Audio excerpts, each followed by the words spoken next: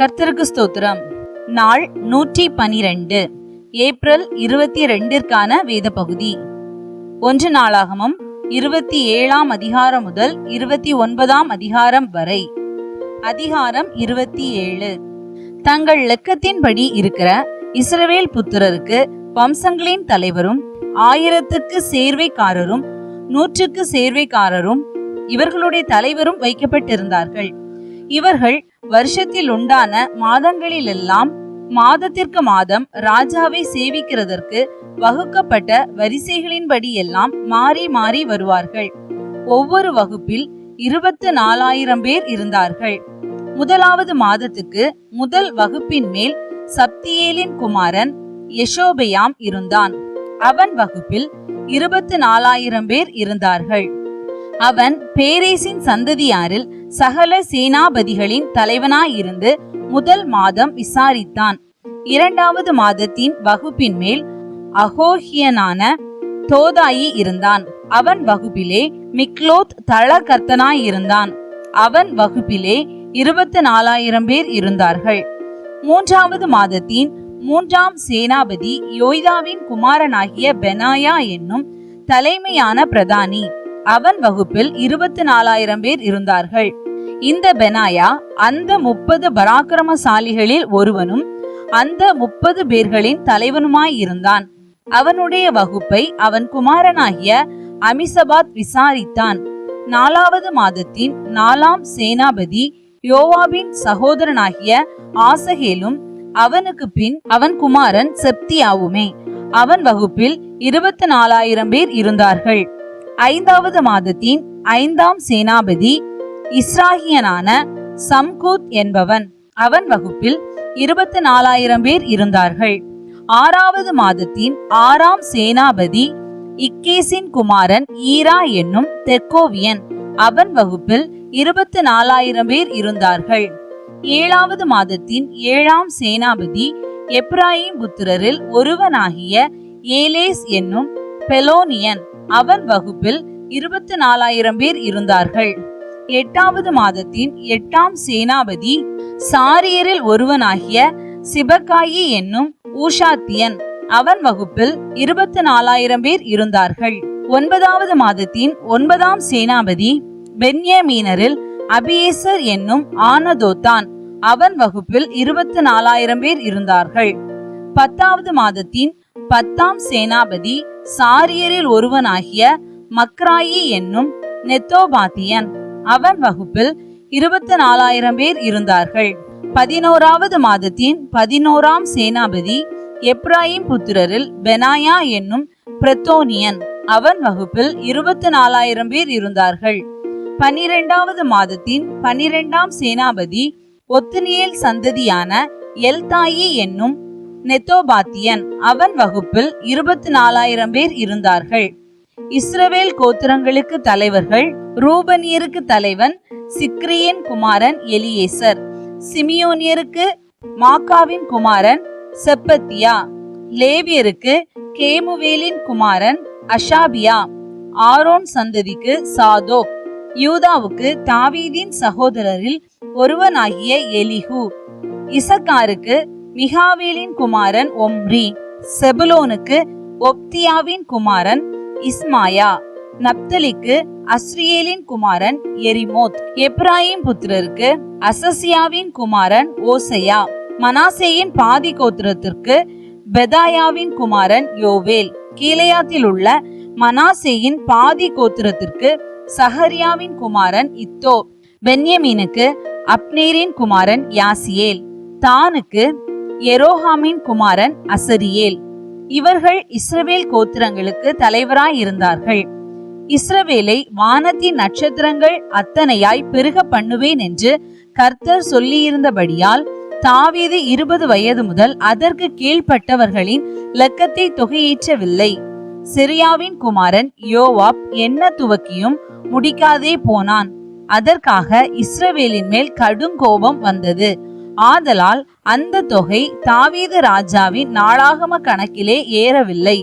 ராஜாவுடைய பொக்கிஷங்களின் மேல் ஆதியேலின் குமாரன் அஸ்மாவேத்தும் பட்டணங்களிலும் கிராமங்களிலும் துருக்கங்களிலும் உள்ள நிலத்தின் வருமான பண்டகசாலைகளின் மேல் உசியாவின் குமாரன் யோனத்தானும், நிலத்தை பயிரிட வயல்வெளியில் வேலை செய்கிறவர்களின் மேல் கேலூப்பின் குமாரன் எஸ்ரியும், திராட்சை தோட்டங்களின் மேல் ராமாத்தியனான சிமேயும், திராட்சை தோட்டங்களின் வரத்தாகிய திராட்சரசம் வைக்கும் இடங்களின் மேல் சிப்மியனாகிய சப்தியும், பள்ளத்தாக்குகளில் உள்ள ஒலிவ மரங்களின் மேலும் முசுக்கட்டை விருட்சங்களின் மேலும் கெதேரியனான பால்கானானும், எண்ணெய் கிடங்குகளின் மேல் யோவாசும், சாரோனில் மேய்கிற மாடுகளின் மேல் சாரோனியனான சித்ராயும், பள்ளத்தாக்குகளில் உள்ள மாடுகளின் மேல் அத்லாயின் குமாரன் சாப்பாத்தும், ஒட்டகங்களின் மேல் இஸ்மவேலியனாகிய ஓபிலும், கழுதைகளின் மேல் மெரோனோத்தியனாகிய எகதியாவும், ஆடுகளின் மேல் ஆகாரியனான யாசிசும் விசாரிப்புக்காரராய் இருந்தார்கள். இவர்கள் எல்லாரும் தாவீது ராஜாவின் பொருட்களுக்கு விசாரிப்புக்காரராய் இருந்தார்கள். தாவீதின் சிறிய தகப்பனாகிய யோனத்தான் என்னும் புத்தியும் படிப்பும் உள்ள மனுஷன் ஆலோசனைக்காரனாய் இருந்தான். அக்மோனியின் குமாரன் எகியேல் ராஜாவின் குமாரரோடு இருந்தான். அகிதோப்பேல் ராஜாவுக்கு ஆலோசனைக்காரனாய் இருந்தான். அர்க்கியனான ஊசாய் ராஜாவின் தோழனாய் இருந்தான். பெனாயாவின் குமாரன் யோய்தாவும் அபியத்தாரும் அகிதோப்பேலுக்கு உதவியாய் இருந்தார்கள். யோவாப் ராஜாவின் படைத்தலைவனாய் இருந்தான். அதிகாரம் 28. கோத்திரங்களின் தலைவரும் ராஜாவை சேவிக்கிற வகுப்புகளின் தலைவரும் 1000 பேருக்கு அதிபதிகளும் 100 பேருக்கு அதிபதிகளும் ராஜாவுக்கும் ராஜகுமாரருக்கும் உண்டான எல்லா ஆஸ்தியையும் மிருக ஜீவன்களையும் விசாரிக்கிற தலைவருமாகிய இஸ்ரவேலின் சகல பிரபுக்களையும் பிரதானிகளையும் பலசாலிகளையும் சகல பராக்கிரமசாலிகளையும் தாவீது எருசலேமிலே கூடிவர செய்தான். அப்பொழுது ராஜாவாகிய தாவீது எழுந்திருந்து காலூன்றி நின்று, என் சகோதரரே, என் ஜனமே, நான் சொல்வதை கேளுங்கள். கர்த்தருடைய உடன்படிக்கை பெட்டியும் நமது தேவனுடைய பாதப்படியும் தங்குவதற்கு ஒரு ஆலயத்தை கட்ட நான் என் மனதிலே நினைத்து கட்டுகிறதற்கு ஆயத்தமும் பண்ணினேன். ஆனாலும் தேவன், நீ என் நாமத்திற்கு ஆலயத்தை கட்ட வேண்டாம், நீ யுத்த மனுஷனாயிருந்து இரத்தத்தை சிந்தினாய் என்றார். இப்போதும் இஸ்ரவேல் அனைத்தின் மேலும் என்றைக்கும் ராஜாவாய் இருக்க இஸ்ரவேலின் தேவனாகிய கர்த்தர் என் தகப்பனுடைய வீட்டாரில் எல்லாம் என்னை தெரிந்து கொண்டார்.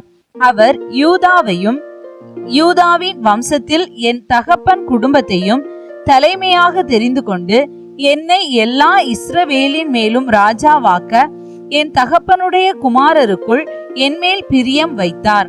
கர்த்தர் எனக்கு அநேகம் குமாரரை தந்தருளினார்.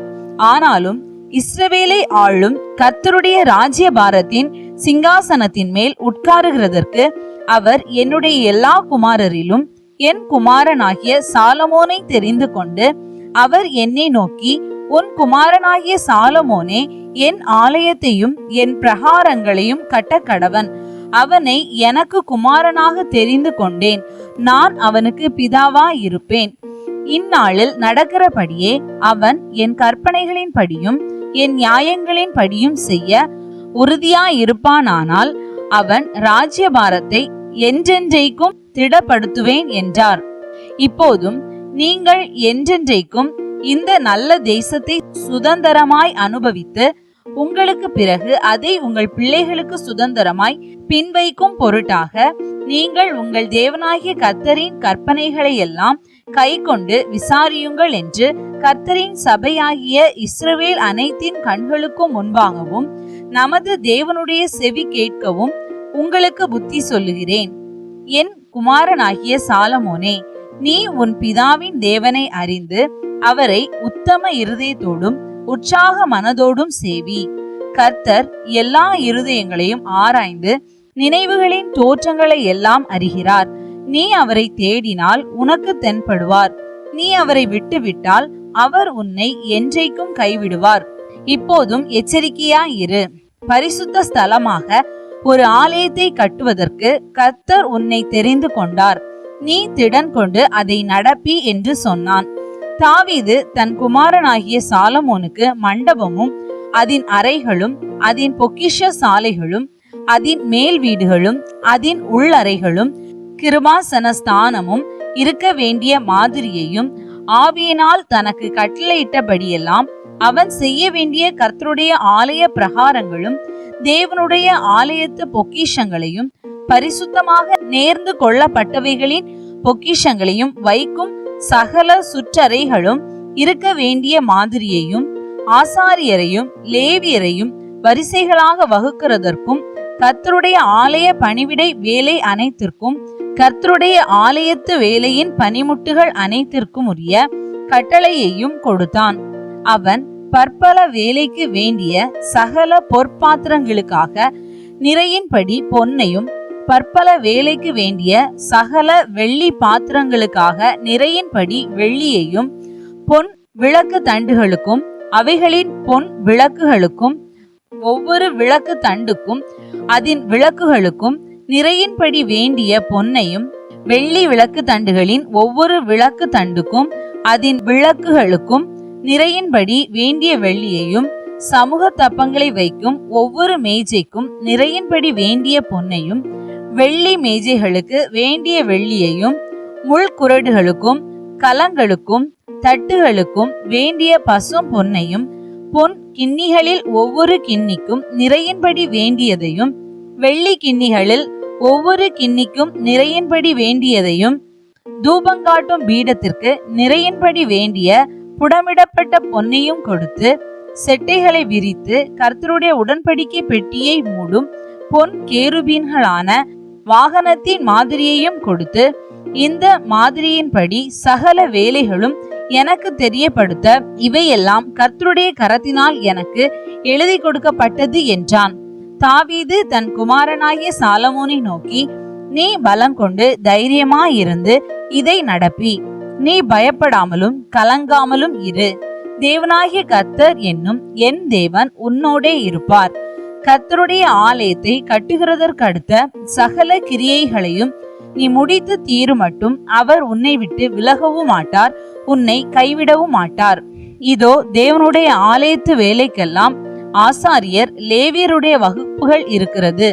அந்த எல்லா கிரியைக்கும் சகலவித வேலையிலும் நிபுணரான மனப்பூர்வமுள்ள சகல மனுஷரும் உன் சொற்படியெல்லாம் கேட்கும் பிரபுக்களும் சகல ஜனங்களும் உன்னிடத்தில் இருக்கிறார்கள் என்றான்.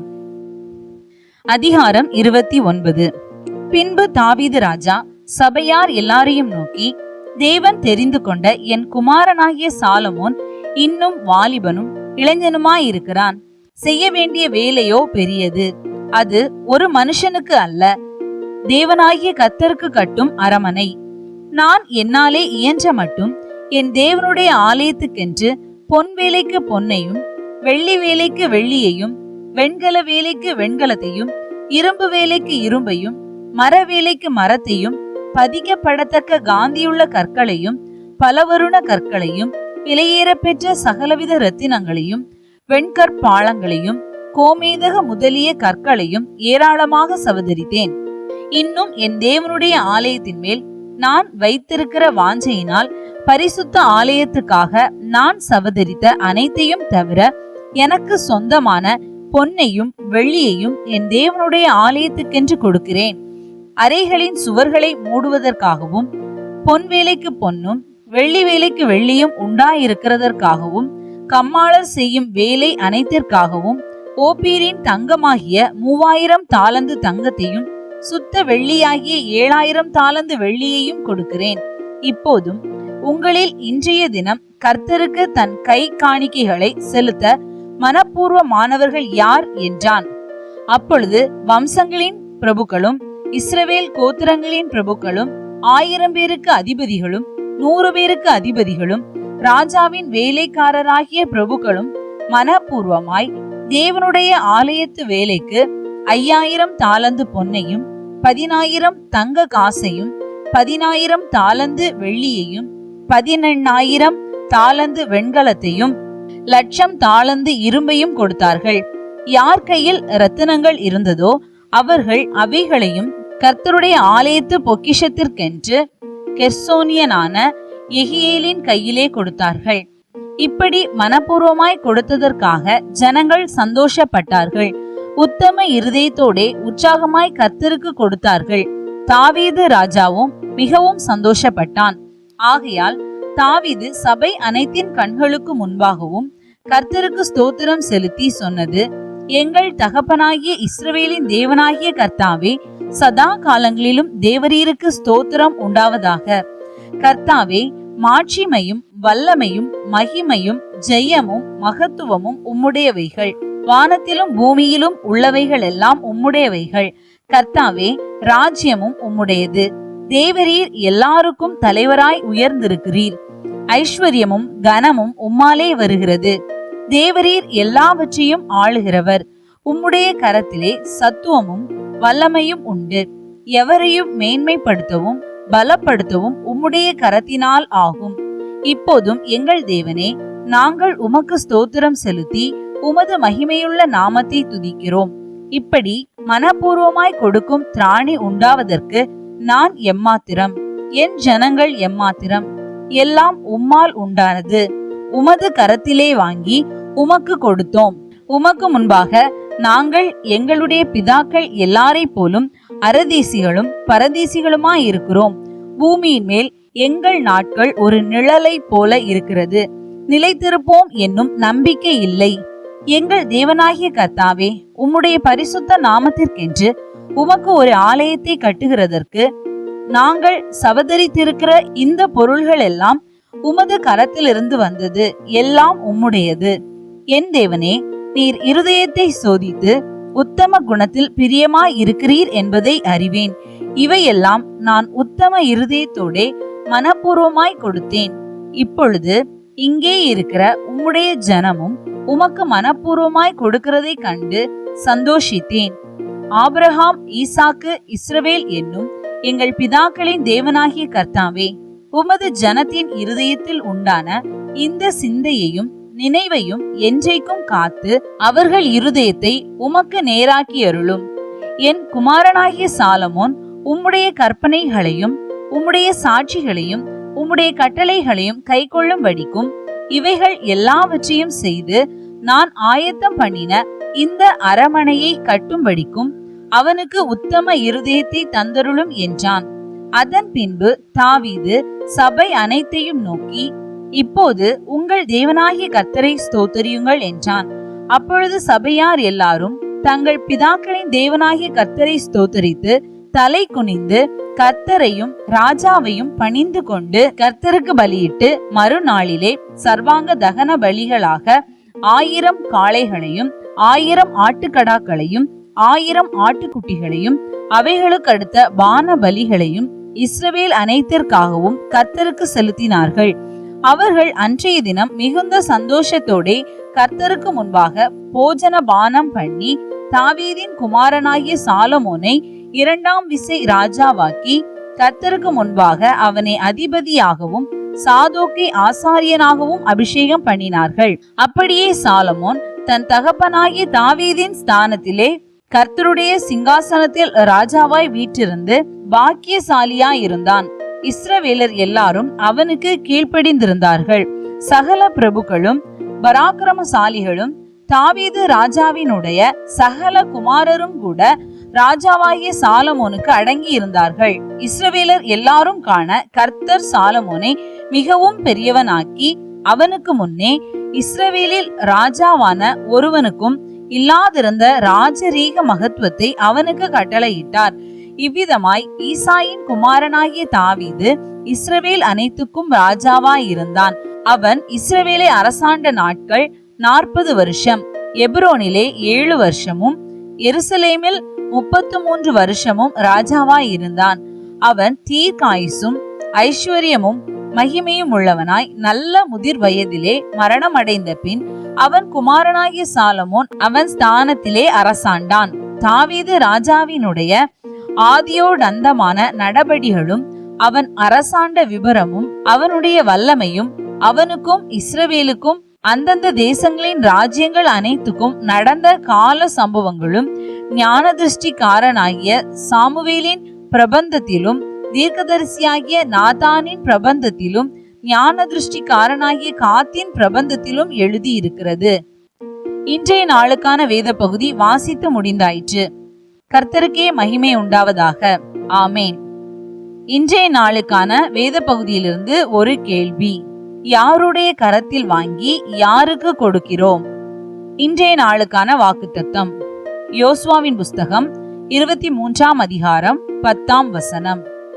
உங்கள் தேவனாகிய கர்த்தர் உங்களுக்கு சொன்னபடி அவர் தாமே உங்களுக்காக யுத்தம் பண்ணுவார். இந்த வாக்குத்தத்தத்தின்படி கர்த்தர் நம்மை ஆசீர்வதிப்பாராக. ஆமென்.